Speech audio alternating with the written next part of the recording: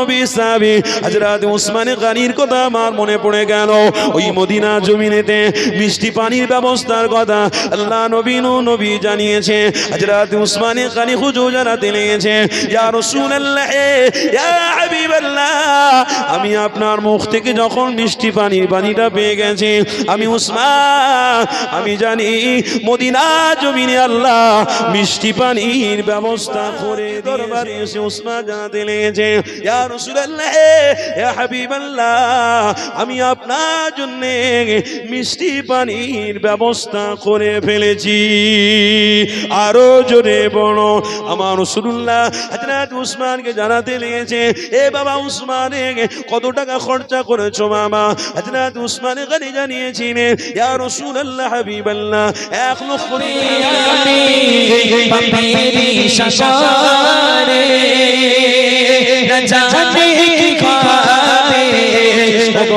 যে আলিমটা সমাজের মধ্যে আব্বা মাইকে ভালোবাসতে বলে, যে আলিমটা সমাজের মধ্যে মা বাপের সাথে সম্পর্ক রাখার কথা বলে, যে আলিমটা সমাজে নারীদেরকে বেপর্দা করতে মানা করে, যে আলিমটা সমাজের বুকে ভাই ভাই মিলেমিশে থাকার কথা বলে, যে আলিমটা সমাজের বুকে মানুষের মানবতা মিলেমিশে থাকার কথা বলে, ওই আলিমটাকে সম্মান করা এটা আপনাদের জন্য নৈতিক দায়িত্ব রয়েছে। এই যুবকেরা, তরুণীরা, আরে নবী, দয়া নবী সাহাবারা, হযরত আবু বকর সিদ্দিক থেকে নিয়ে শুরু করে হযরত উসমান গনি থেকে নিয়ে শুরু করে হযরত আব্বাস হুজুর আমার রাসূলুল্লাহর জন্য জানটাও কুরবান দিতে প্রস্তুত ছিল। জিনাদের একটাই নিয়েছিল, আমার হাবিবকে ভালোবেসে আমি জান দিয়ে দিতে রাজি, আমার হাবিবকে কোনোদিন ছাড়তে রাজি নয়, আমার হাবিব থেকে পিছনে কোনো জেনে রাজি নয়, আমার হাবিব থেকে কোনোদিন সরে যেতে রাজি নয়। এই দুনিয়ার কোনো মানুষ নাই আল্লাহ নবী থেকে আমাকে দূরত্ব রাখবে, আল্লাহ নবী থেকে আমাকে সরিয়ে দেবে। এ যুবকেরা, এ তরুণীরা, আল্লাহ নবী, নূর নবী সাহাবী হযরত উসমান গনির কথা আমার মনে পড়ে গেল। ওই মদিনা জমিনেতে মিষ্টি পানির ব্যবস্থার কথা আল্লাহ নবী, নূর নবী জানিয়েছে। হযরত উসমান গনি হুজুর জানাতে লেগেছে, ইয়া রাসূলুল্লাহ, ইয়া হাবিবাল্লাহ, আমি আপনার মুখ থেকে যখন মিষ্টি পানিটা পেয়ে গেছি, আমি উসমান, আমি জানি মদিনা জমিনে আল্লাহ মিষ্টি পানির ব্যবস্থা করে দিয়েছে। আরে সেই সময়তে হযরত উসমান গনি হুজুর আমার নবী পাকের সামনে দিয়ে বেরিয়ে গেছে, ইয়া রাসূলুল্লাহ হাবিবাল্লাহ, আমি মিষ্টি পানির ব্যবস্থা এখনই করে দেব। আল্লাহ নবী সাহাবী উসমান ঘোড়ার লাগামটা ধরে ঘোড়ার উপরে সওয়ারি হয়ে গিয়ে মদিনার সমস্ত কুয়া সামনে গিয়ে একটা পানি পরিদর্শন করতে লেগেছে।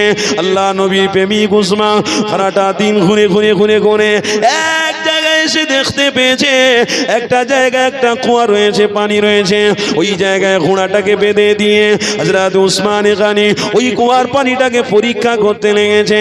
আল্লাহ রহমতে ওই কুয়ার পানিটাকে আল্লাহ মিষ্টি বানিয়েছে।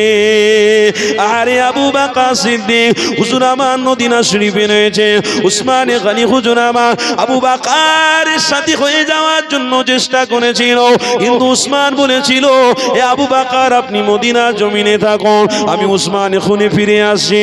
আমার নবীর কথা মিথ্যা নয়, নবী যখন বলে দিয়েছে মদিনা জমিনে মিষ্টি পানি রয়েছে, অবশ্যই আমি উসমান, আমার এটা বিশ্বাস, মদিনা জমিনে মিষ্টি পানি অবশ্যই রয়েছে।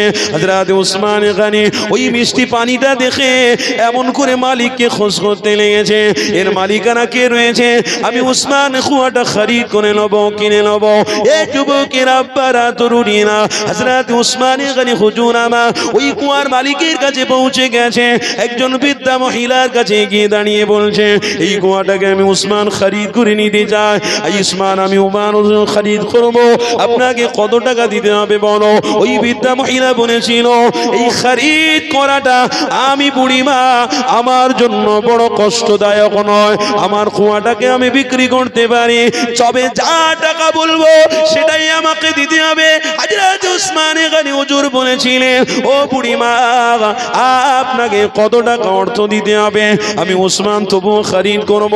ওই বুড়ি মহিলাটা বলেছিল, এ উসমান, এই কথাটা খরিদ করাটা তোমার জন্য এত সহজ ব্যাপার নয়। আমি অনেক পয়সা দিয়ে খরিদ করেছিলাম, তোমাকে আমি বিক্রি করব, অনেক পয়সা আমাকে দিতে হবে। এই যুবকেরা তরুণীরা ওই সময় আম্মা এসা বলেছিল, ওই উসমানে গনি বলেছিলেন, এ বুড়ি আম্মা জান, আমি খরিদ করব, কত টাকা দিতে হবে বলুন? আমার সব অর্থ যদি আমি দিয়ে দিতে চাই, এটাও আমার জন্য বড় সৌভাগ্য।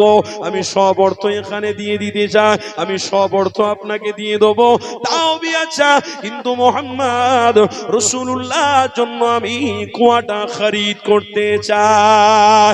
আরো জোরে বলো এই যুবকেরা তরুণীরা। ওই বুড়ি আম্মা জান তখনই বলেছিল, তোমাকে 1 লক্ষ দিরহাম টাকা দিতে হবে, তবে আমার কুয়াটাকে আমি বিক্রি করে দেবো। হযরত উসমানে গনি হুজুর জানিয়েছিলেন, আমার অর্থে থেকে আমি 1 লক্ষ দিরহাম আপনাকে আমি দিয়ে দিলাম, এই কথাটা আমাকে খরিদ করে দেন, আমাকে এই কুয়াটা দিয়ে দেন। ওই সময় বুড়ি আম্মা যা জানিয়েছিলেন, নাও উসমান 1 লক্ষ দিরহাম টাকা আমাকে দিয়ে দেন। হযরত উসমানে গনি 1 লক্ষ দিরহাম টাকা বুড়ি আম্মাকে দিয়ে দিল। খুশির সাথে উসমানে গনিকে কুয়াটা বরিদ করে লিখে দেওয়া হলো।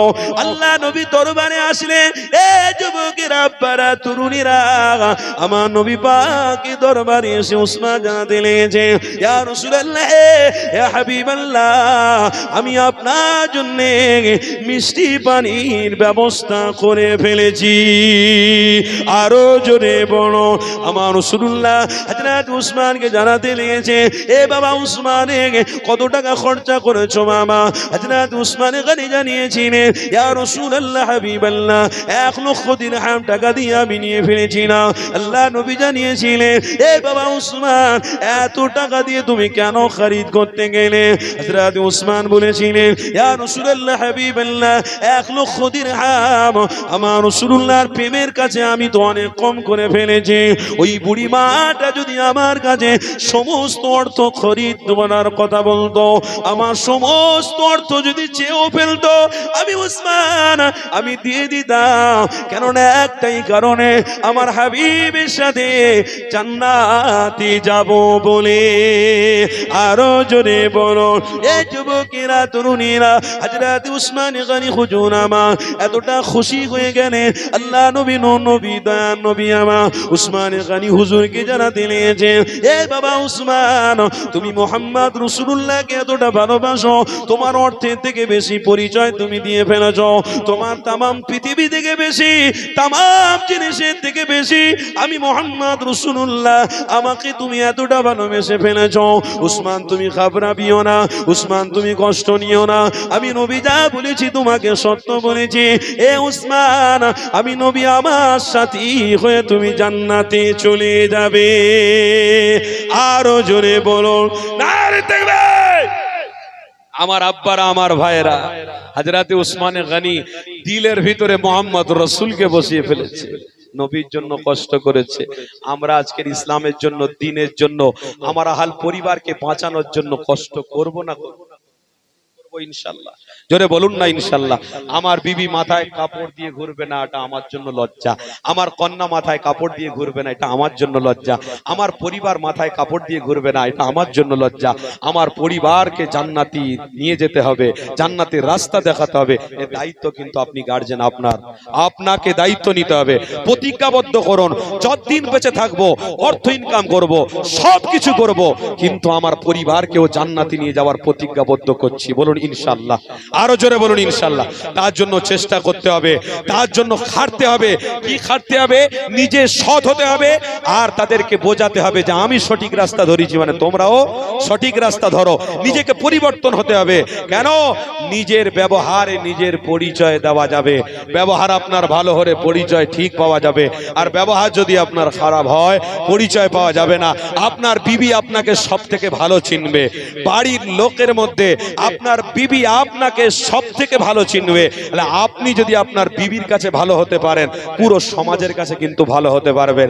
আপনি যদি আপনার বিবির সামনে নামাজ পড়েন, আপনার বিবির সাথে সৎ ব্যবহার করেন, আপনার বিবিকে, আপনার পরিবারকে, আপনার বাচ্চাকে যদি নামাজ পড়ার কথা বলেন, আপনার পরিবারকে যদি সুষ্ঠুভাবে চলার কথা বলেন, শরিয়াতের রাস্তা দেখান, তাহলে আপনার বিবি সমাজের মানুষকে বলবে, ওরে তোরা যা স্বামী পেয়েছি তোদের কপাল খারাপ, আমি যে স্বামী পেয়েছি আমার তকদির চমকে গেছে। কেন? আমার স্বামী দৈনন্দিন দিন নামাজ পড়ে আর আমাকে নামাজের জন্য ডাকে। জোরে বলুন সুবহানাল্লাহ। আপনার ব্যবহার, আপনার পরিচয়, আপনি যদি ব্যবহার ঠিক করেন তাহলে আপনার পরিচয়ও ঠিক হবে। তাই আল্লাহ বলছে, হাবিব আপনি তাদেরকে জানিয়ে দেন, তারা দুনিয়ার জমিনে চিরস্থায়ী থাকার জন্য যায়নি। তারা যেন মনে না করে এই দুনিয়ার রক্তের গরমে যা ইচ্ছা তাই করে বেড়াবো, এটা যেন তারা না মনে করে। হাবিব তাদেরকে জানিয়ে দিন, আমি আল্লাহ, আমি জানাচ্ছি তাদেরকে, ওয়ালিমান খাফা মাকাম রাব্বিহি জান্নাতান, আমি তাদেরকে জানাচ্ছি খুশির খবর কি, আমার বান্দাদেরকে যাদের দিলের ভিতরে আমার ভয় থাকবে, আমি আল্লাহ তাদের খুশি হয়ে দুটো জান্নাত তওফা দেব। জোরে বলুন সুবহানাল্লাহ।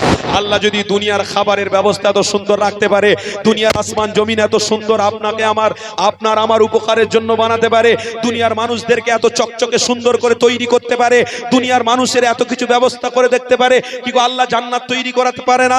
জান্নাত তৈরি করতে পারে না? আল্লাহ জান্নাতে খাবারের